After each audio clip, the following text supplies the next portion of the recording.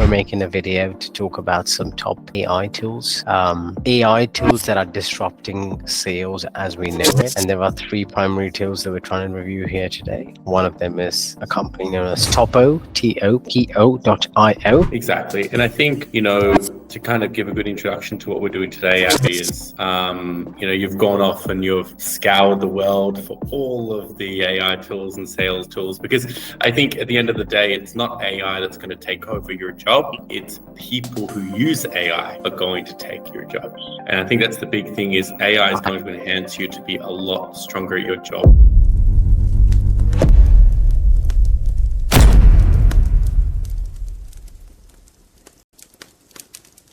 Abby, you've been our pathfinder, our mole, our getting into the Silk Road and understanding the Silk Road of AI to really understand how does it benefit you in the sales world. So thank you for spending hundreds of hours doing it. How many days in the week did you spend on it? Typically, I spend about 9 days a week on this kind of stuff, and I pour all of my days and nights into it. I haven't slept for the last 16 days. If you can, I'm not sure if you can tell, but I've been scouring the internet to find the best in terms of AI tools for sales specifically. And I think today we're just going to quickly review that. I'm going to talk about some of the top ones that I've found, what they're like to experience, what the teams like to work with. I think crucial component. Perfect. Looking forward to it. So who should we start with today then? Okay. So as I said earlier, I've got three that are narrowed down. But before we get into these three that are narrowed down, let's take a step back to quickly understand what's generally out there in terms of sales and AI, right? I'm sure you have also come across many tools that do various levels of sales. We have the inside sales tools, or tools that help you set up meetings, and that's through emailing. You have agents doing virtual calling these days. That's sort of in the nascent early stage. Then you have AI tools that help you schedule meetings. Then you have AI tools that help you send follow-up emails after the meeting is completed. Then you have AI contracting and all of that legal side of things happening. So that's the broad spectrum of sales and AI. Yeah, I think really what we're looking at across the progression is, I think ZoomInfo is a great company to look at. I think they were founded in 2001, and it started off as a prospecting tool. And if I think about what AI is doing in the sales funnel and what's going on there, is that we had tools beginning that help you find your ideal customer profile, they help you find the contact details, they help you reach out to the contact details, to those personas. On top of that, they then help you to schedule the meetings through automation and follow-ups and sequencing and so forth. On top, they help you track them, plan them in the calendar, and then everything they're doing is to help and support you to be able to automate that process. Now, what you've also mentioned as well is contracting and things more down the line. But then if we think about it a step further, AI has now come in and said, look, we're going to schedule those meetings for you. You just need to turn up to the meeting. And I think that's a really good introduction, Abby, to what we're going to go through today is, now you have a working SDR or AI. That's an SDI for you. And those are the new tools that are coming out, and I can imagine that they are getting a shitload of inbounds and a shitload of new business, because really you're showing more optimization with this. You're showing more low cost, because essentially what you're doing is you're saying, I'm replacing someone. A headcount is one of the biggest costs in a company, right? That's really why companies downsize, is because they can't afford headcount, right? They don't downsize on tools first, they downsize on headcount, right? You can always say, are there excess costs? But essentially the first things you're always looking at in the team, how can the team function with that headcount? So yeah, exactly. And so here's my big statement for this episode. Long tail and middle tail SDR jobs are gone. They're gone. They're taken over completely by AI. Anything that's anything that's a low ticket value sold to a large amount of customers in a B2B setting, or anything that's even mid ticket value sold in a B2B setting to a large amount of customers, has already probably started becoming automated completely, or will be completely automated and human obsolete in the next 2 years. That's my big bold prediction. Of course, the high ticket stuff, the high ticket SDR, which means the SDR that qualifies a lead from a marketing qualified to a sales qualified lead for a car purchase or a house purchase, or something of a bigger quantums of money, of course, it still sort of remains in the job. Definitely. And I think just to clarify our audience, what we mean by those low ticket is essentially, think about your low barrier to using your product. Those types of companies or customers that you don't need to sell them how to use it. You just need to activate and onboard them. And that's where that role is shifted from essentially having an SDR, a sales account executive, to just having a customer success, or even to some extent, you can even automate that onboarding process. And we're seeing that with so many organizations, really. I mean, in our industry, it's gone from, I won't mention any big names, but essentially you want to go when you're managing, let's say, accounts or commercially, you're going from having, let's say, 30% touch to having 5% touch in your portfolio. And that's where the automation comes in from, let's say, for automation of the sales process, the onboarding to the activation. So as you say, Abby, most commercial teams are moving to that enterprise function because marketing tech is really taking over what's going on with the low end and AI activities that can automate everything. Exactly. And this doesn't mean that there are people out of a job roaming the streets unemployed. It just means that as these reach out if you are looking for work, we can help you. Put it in the comments if you are roaming the streets looking for a job. But it doesn't mean that there are going to be thousands of people roaming the streets. It just means that people will adapt. People will move up the value chain and do a higher value actions. That's what it basically means. Just because the calculator came in, it didn't mean that every mathematician was out of a job. It just meant that the mathematician took up a higher value job than crunching 1 + 1 = 2. That's a really very basic example. We can get straight into the reviews. We can talk about these SDR tools. So just as you were saying, Dave, there are some of these platforms out there that have automated SDR roles, especially such as finding leads, emailing them, setting up meetings, right? Let's break that down and let's see how each of the tools that I personally used over the last 3 months compares. And if you watch until the very end of this video, we'll let you know which one we deployed in our company and how many SDRs we're potentially looking to remodel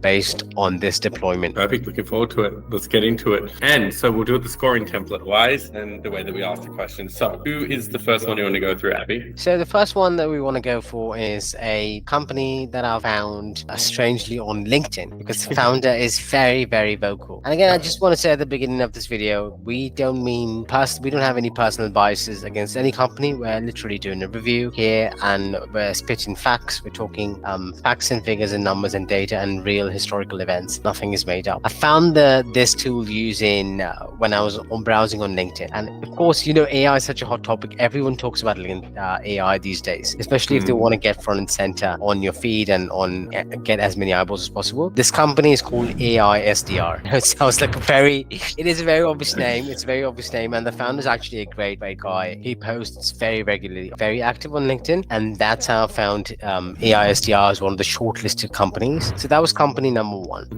that we trialed, right? And breaking down the process into several things, I think number one would be speaking to the team. I think the team was very warm and friendly from the outset. I met, of course, with the founder in the initial call, and we decided to do a pilot, after which I was introduced to a very small onboarding team. And of course, we were given a sort of a run through. Now, this is a bit different than, say, getting introduced to a platform like LinkedIn, where I or you, if you were using LinkedIn, you had to use it yourself. In this case, you don't really use the platform uses itself. You just familiarize yourself with how the platform works. How was the sales process, the sales team getting started and getting everything up and running? How would you find that? So the sales process initially, I would say, was smooth, and speaking to the founder was very easy, and understanding the price point of the solution was also rather straightforward. So the sales process, I would give it a strong 9 out of 10, and this is purely because 9 out of 10. Wow.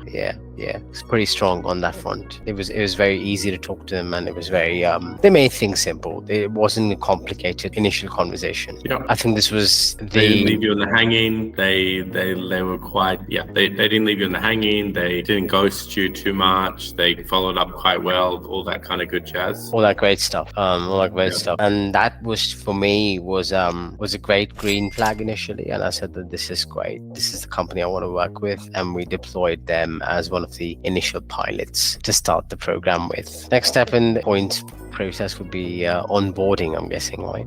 Exactly. So if we move on to that, I'm just looking at their website as we talk as well. Is how was the customer experience for onboarding and getting up and running and familiarizing yourself So with everything? onboarding was, I think, in hindsight, this is where I would give AI-SDR or rating. I'd give them a 6 out of 10. Oh wow, why is that? So here's the difference, and I'll come to the other tool that eventually did really well in this section. The difference between, well, there are two ways you can onboard a company. You can ask them for information about what they do, because the first step when you get onboarded and when you onboard your solution with an AI SDR is the company is trying to the generative AI needs to best understand your solution, your target persona, your target industries, and your target stakeholder. These are the main things that the solution needs to understand. The generative AI will not do well if it doesn't understand this basic information. Now, there are two ways to gather that information. One of the ways is you give your new customer a Google form and say, complete this form, send me the data. The second way to do this onboarding is hand-holding. You say, there's a Google form here. I'm going to ask you a few questions. You tell me what you do as a business, and I will take notes.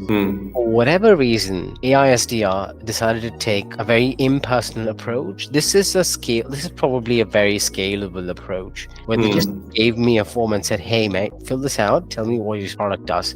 Here's what actually happened. I was busy, so I didn't fill out that onboarding form for like a week. And they said, it's okay if you didn't fill out that onboarding form. We think we know what your solution is. Here's what the brand persona looks like, and here's what your initial email copy looks like. And it was completely off brand. Yeah. It was a shocker. Yeah. Very interesting that an AI tool is terrible at picking up. It might even be a red flag that they can't even use their AI tool to find more about your company. And essentially that can be a little bit troubling to hear. I can't wait to hear more what happened, but if you're relying on them to send sales emails and they can't even do it without your input, it's not the best outcome, particularly when, let's say, you were a customer that they were trying to sign and they didn't understand your business at all. Exactly. So I think that it was the fault of the company where they didn't really invest a lot of time in trying to understand what my business was. They just assumed I was in food delivery, and they built a persona of a restaurant owner that they wanted to target. You and I both know that I'm not in that business, and the email was not meant to target restaurant owners. It was meant to target some other people. Not going to get into the details of that, but essentially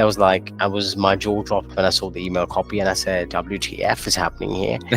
But I was patient, right? And then I sat through a full session with them and I onboarded my brand properly, explained to the stakeholder, the account manager at AI-SDR, what my solution was. But that's why I give it such a poor rating in terms of onboarding. That's 6 out of 10. Did you fix that in the end, just out of curiosity? Yeah, we fixed it in the end, but it was 7 days lost that could have been avoided. Yeah, I understand. And it was time lost in ramping up volume and many other downstream effects thanks to improper onboarding. That's why onboarding is so important. Yeah, exactly. 100% agree. So then after that, how did it go using the product? Tell us about it. Well, using the product has been great. One of the things the AI-SDR does really, really well, you'll see it on their website too, is that they have a very, very strong dashboard. They have a really strong dashboard with great stats, with all the right visuals. It's so fancy, it's so glamorous, it's so beautiful, right? They've done a fantastic job of that. When I log into the dashboard, I know exactly what's happening. The problem was nothing much was actually happening. And even though so the AI tool finds the lead, reaches out to the lead using multiple email sequences, sends them a calendar invite and sets up a meeting. It does the end-to-end. Yeah. The metric to check for is how many emails are sent, and then XYZ downstream events, and of course how many meetings. So how you judge success is actually the number of meetings set up. Or there are meetings that people have clicked into link and booked. Yeah. The personas have clicked in. Yeah. Yeah, or even manually saying like, sure, I can meet you at 4 p.m. even if they say that generative AI should be able to book a meeting, or they tell you that, okay, you have a customer that's responded to you and wants to meet you tomorrow at 4. Are you free? Well, the problem. How many did they book? Yeah. Go on. Sorry. Get into exactly that, and I think they did 2 in a month. Pretty bad. How many emails are they sending out? I guess how many bridges are they burning in the space of getting 2? I think they did thousands of emails. But did you change it from the poor initial email? Yeah, okay, you did change all that. Yeah, we changed it. We even did a What do you think is, maybe I can ask you this at the end, or maybe it's great to get an answer now. Well, what do you think the AI tool was missing? Or do you think this concept is just not scalable for you? Well, that's where I was wrong, because simultaneously I was piloting another tool, which I'll come to shortly, and they were drastically different results, drastically different. That's very, very exciting. I'm a very impatient man today. I could tell you're full of beans just back from your French holiday. Yeah, I got my car. Look at the whole jug. I got a pint of coffee. I love it. You're glowing, man. So AI-SDR, as I said, wasn't doing a great job, and so a month in, they were able to do about 2 meetings, and I think both of the meetings didn't even go ahead or something like that, or they were like really not good quality leads, and they sent thousands of emails to your question earlier, thousands. So they engaged about 700 contacts, and they sent each contact an average of 3 emails. Okay, wow, 3 emails. But why not more than 3, or is that just the way it worked? On average 3, with some contacts that did like more. But the average open rate was, the surprising bit is the average open rate for AI-SDR was on par with the average open rate of the other competitor. But somehow the other competitor was able to go from the same open rate and book 10 times as many meetings. So not 10 times, sorry, that's incorrect. 5 times as many meetings than AI-SDR with the same email volume and same solution, same open rate. Baffling. Then it's the same email, but maybe it's just the fact that the email went to the spam, or what do you think? Well, here's another thing for viewers out there is if you want to know more about the process, of course, you can book a special consultation with us, and we're happy to walk you through. But to give you a high level understanding, these AI tools, they essentially buy domains on your company's behalf, and they buy mailboxes, and then they'll buy mailboxes, and then they do something as a mailbox warm up. They warm up mailboxes to ensure that they don't land in spam. That's why you can't go from a 0 to 100 on the first day. I see what you mean, because you don't want it to be spam. Very smart. Okay, very good. I like that. So this is just their way to trick Google, essentially, who's sort of the gatekeeper of spam. Okay, interesting. And then from that, you had 2 same kind of email, same type of personas, or what happened there? Same email, same kind of personas. Nothing was coming through, and then basically we're very, very close to. By the time this episode is out, the pilot's going to be concluded, right? So if you're watching this, the pilot has pretty much concluded. And the future. So one of them, AI-SDR, good onboarding. Good sales process, not great results. But then what was the outcome when they spoke to you about the expectations of results? Well, they had no, they were apologetic. They had not understood the root cause of why things were going wrong. And the founder, I think what happened was the founders really, I think they're really in a place where I think some of these AI companies have taken off faster than some of the others. And they really are overloaded with inquiries and businesses coming to them. I think they've taken on thousands of customers and they're making a lot of money, but I think they've taken on too much. So what's happened is his founders delegated my account to an account manager. I've come back and said, I'm not pleased. The founder steps back in and apologizes, hands it straight back to the account manager. And the account manager is, I'm sorry to say this, but a very inexperienced young account manager, right? And so my hypothesis, my guess is that something's going wrong in the implementation of this entire process. And because they are so overloaded with thousands of customers, they just can't work with guys. No, that makes perfect sense. Cool. And then the second is, it always comes down to sometimes relationship building, and the second is, I'll come to that. So the second tool, and you really, if you're a viewer, you need to stay till the end to see, or the third tool, because you are going to be shocked when I tell you about the third tool. The second tool is a company that I've become a fan. So Topo, or honestly do not know how to best pronounce this. It's TOPO. I think the P is silent. It's 2. It could be. Well, you tell me. You've just been back from France. This is a French company. So they're French company. They were based in Paris, but now they've recently moved to Silicon Valley in search of greener pastures, aka venture capital. But well, what can I say? It's really contrasting the results. AI-SDR, for those of you who don't know, is also a Y Combinator backed company, and so so is Topo. Both of these companies, so is the third one. One of the common denominators across these three companies is all three are funded by Y Combinator. Y Combinator, for the uninitiated, is like the number one incubator company in the world. They've backed early stage startups that have gone on to become unicorns, companies like Dropbox, companies like DoorDash, Stripe, and hundreds of thousands of companies. They take some very big bets with early stage, idea stage companies, and Topo is one of them. So Topo is one of them, and so is AI-SDR. We can start with onboarding and sales process. It was frankly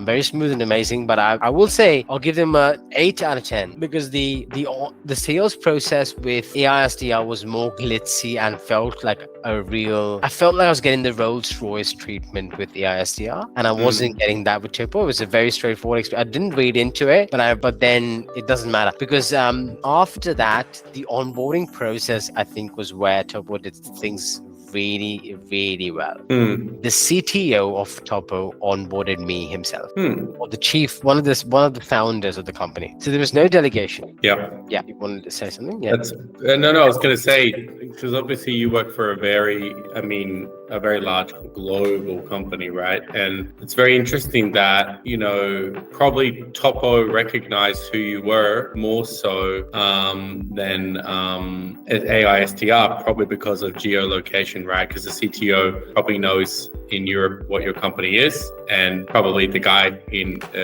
Silicon Valley doesn't recognize the significance of your company in the APAC and European region. So could play into a factor, but very interesting that they took on that premium approach for you. It could be that's a very likely reason why that happened. Yeah. So the chief CTO maybe he's not the CTO, he's the chief partner officer. Like he's a founder. So the founder, he onboarded me himself, and he was there. He walked me through the entire process. He understood my business. I think that was a big difference. And then they started building personas and the email volume. And then I'll save my breath here. But basically, they sent the same emails, same number of emails, same number of contacts, same everything. But they delivered 5 times the results. So in a month, they've booked up to 15 meetings, 10 to 15 meetings in a month of sales qualified leads. And I think by the time this video is out, we would have also registered our first sale from one of those clients that we would have closed from Topo's. It's been stellar. Fantastic. Yeah. That's really good. So then, and is this the outcome you're expecting as well? This was the outcome we were expecting, exactly. It's very interesting, though, I have to say, that the product, and if you, as we say in tech, is when you pop the hood or you look under the hood, you look at Topo and their dashboard. They are honestly so bare bones. It's not funny. Like it literally is one of the most basic dashboards that it looks like something that anyone can build really quickly. It is so not fancy. But honestly, I do not really care because it drives home what I need, which is meetings. I think that's an interesting point that you bring up, is that Topo, it sounds like they take on that approach of what do VP of sales, what do sales directors look at? Do they look at 20 different dashboards or 20 different numbers, or do they find 2 to 3 key numbers on the dashboard and that's it, right? I'm assuming from what you're talking about as well is, and I'm taking on a very on the fence here. I haven't seen any of this. We wanted to go in blind on mine, so it's a blind tasting from me. But do you find the dashboard from AI-SDR overcomplicates it over the dashboard from Topo? It's glitzy. It's very the AI-SDR dashboard is so fancy. It's like looking at an Apple Watch versus looking at, I don't know, a Casio watch from the 1980s. It's got. Well, I can see it already in the websites. You can see how basic the website Topo website is and how to the point it is. Whereas you can see the website for AI-SDR is just so much in your face. It's too much in a sense. It's too much for me to focus on. Whereas if you look at Topo, it's like straight to the point. What do they want to do for you? Cool, 10x cheaper than SDRs. This is what we do. Done. So you're really showing the 2 different sides of it, and I can already see it from their websites. That's what you'll see as a big difference, and that for me was a standout thing about Topo that made us think. Okay, and how many emails? So thousands of emails got you 15 meetings. Roughly 10 to 15 good meetings. Is that better than now? I guess another episode we need to measure measure it against your existing team Well, at some point. here's the beautiful thing. It actually outdid my sales team. It outdid my regular sale. So luckily for us, we don't have SDRs. We have a person that does SDR's job and an AE's job together. Yeah. And it beat this person's SDR capabilities, which means that in the future my AEs can just be showing up and closing stuff. So what I've done is essentially I've freed up 50% of my SDRs a day. That's fantastic, and that's again, once you can demonstrate that through headcount, then there's really it's no longer one of these optimization or we took this study or we did that. It's like reduce headcount by 1, get this done. That's fantastic. And then you had a third one. This is why I said wait till the end. This is going to blow your mind. The third company, also a Y Combinator backed company, also a highly popular company with a very active founder on LinkedIn, And by the way, just to say that the top founder, I don't know if this is coincidental, his presence on LinkedIn is almost non-existent. He has an outdated picture from his university from like 20 years ago. He's not maintaining his LinkedIn. He's not posting anything on LinkedIn. It seems like all these founders that are actually active on LinkedIn are not doing real work. Something tells me that. Like, I know this is a very bold statement. It's a sweeping generalization, but it seems like that's the case. The third company is called Artisan. And I think we were trying to get in touch with Artisan too, right? Here's the thing. With Artisan, the first challenge was he was never going to be in my time zone. I'm based in Singapore. 8 plus 8 GMT, right? So for context, it's 9 p.m. here. It's 3 p.m. in Norway, where you are, Dave. And it's 9 a.m. in New York, I believe. He's in Silicon Valley, right? So time in San Francisco, let's do a quick check. So it's 6 a.m. there, right? So that's where the problem is. So time zones ridiculously off sync, right? So I'll give him the benefit of the doubt there.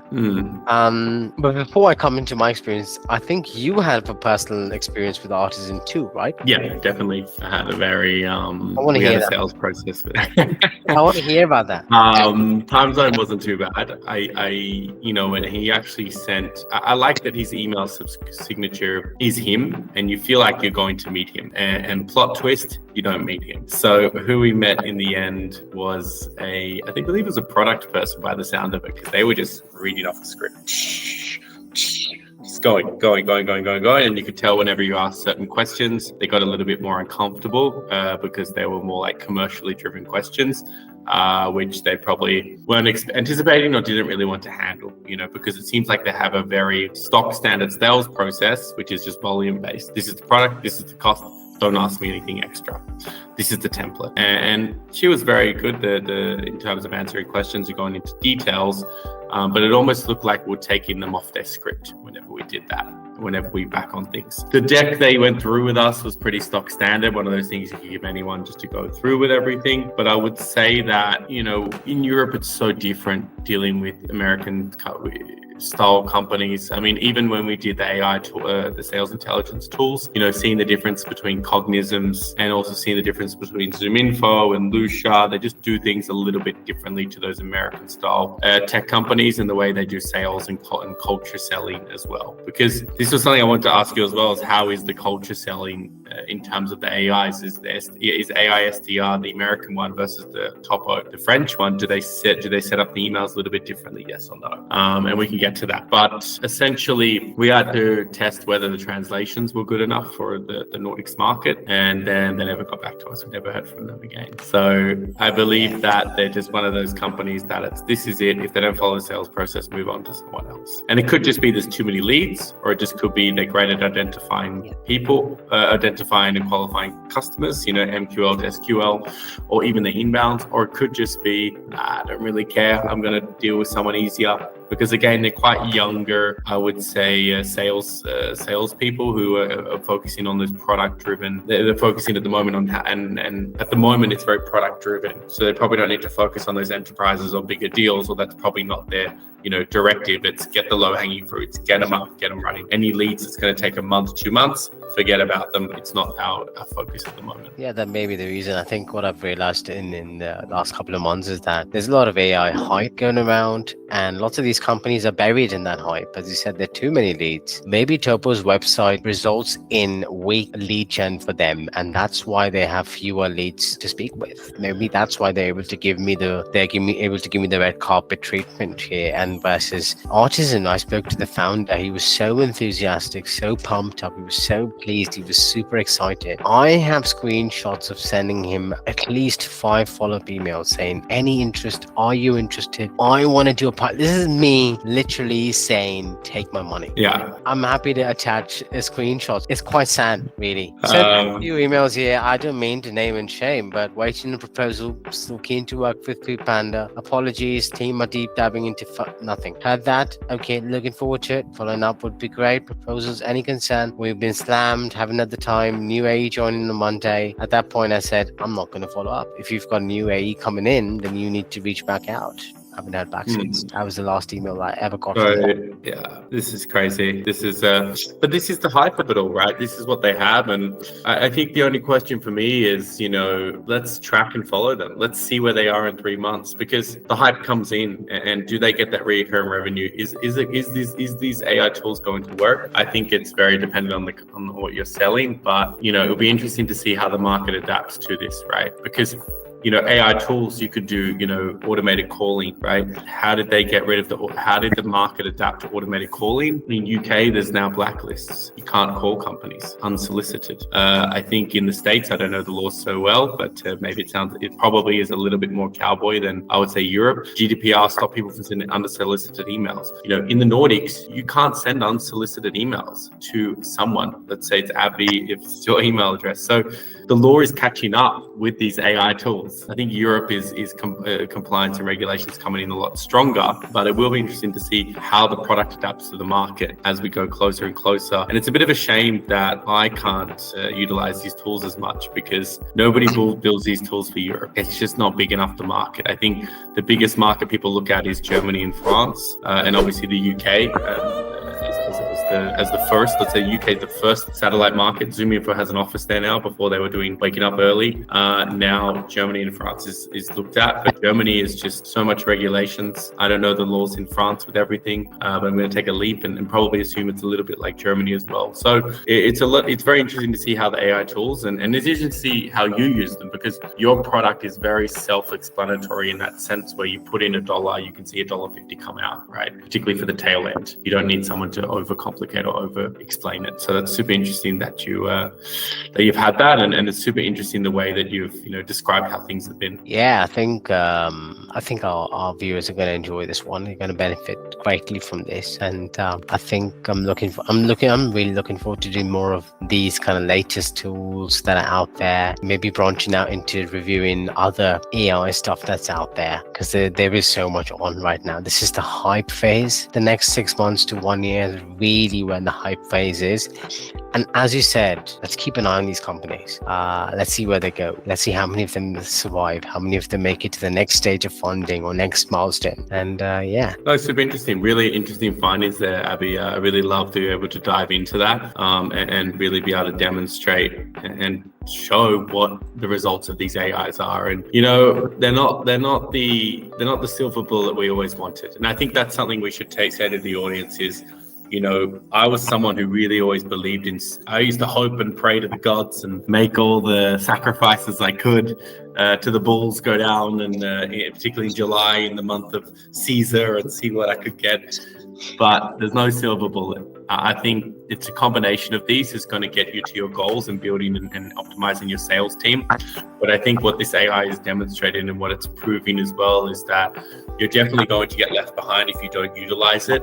But it's also the way you utilize it. Look at the way that Abby described exactly how one tool did one and the other tool did the other, right? What kind of tools are you utilizing? But also, how are you setting up the use of these? So I think that's a really important factor. And I'd love to see the results of your pilot when this comes out, and we can do a edit and follow up with it all. But I'm really excited. I'm really excited that you spent the hours on this, the 9 days in the week, which I know happens in your region. So other than that, always always reach out to us if you have questions about this or need any advice on this, as we're always happy to help people who need to utilize AI a bit more in their sales process. Sounds great. Thanks, guys, and we'll see you in the next episode. Yeah, so remember to like, subscribe, share, comment, and always keep sending in that fan mail.